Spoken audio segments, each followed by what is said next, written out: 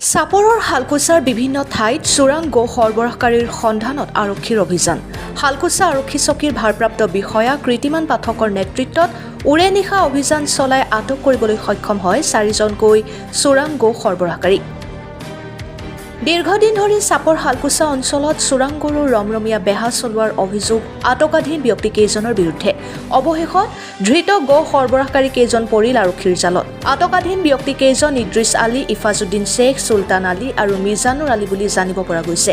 ইদ্ৰিছ আৰু ইফাজুদ্দিনৰ ঘৰ চৰুৱা বাখৰা আৰু চুলতান আলীৰ ঘৰ চুৱাপাতা, মিজানুৰৰ ঘৰ চিল্কি খাটাৰ বুলি জানিব পৰা গৈছে।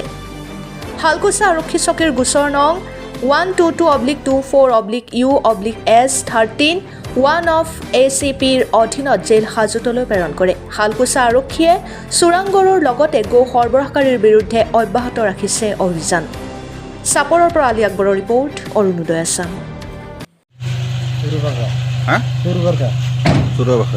কি লৈ আহিছে তোমাৰ লগত? তোমালোকে গৰু কি কৰা বিজনেছ কৰা? কি নাম তোমাৰ? তোমাৰ নাম কি? তোমাৰ নাম কি?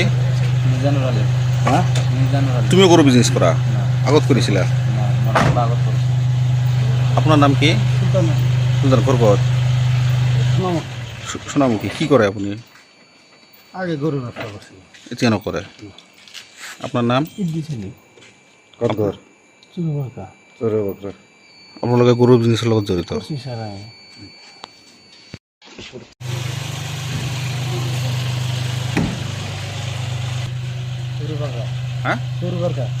চৰুৱা বাখৰা। কি লৈ আহিছে তোমাৰ লগত? তোমালোকে গৰু কি কৰা বিজনেছ কৰা? কি নাম তোমাৰ? তোমাৰ নাম কি? তোমাৰ নাম কি? তুমিও গৰু বিজনেছ কৰা? আগত কৰিছিলা? আপোনাৰ নাম কি? সুলতান। ঘৰ ক'ত? সোণামুখী। কি কৰে আপুনি? এতিয়া নকৰে। আপোনাৰ নাম? ক'ত ঘৰ? আপোনালোকে গৰু বিজনেছৰ লগত জড়িত?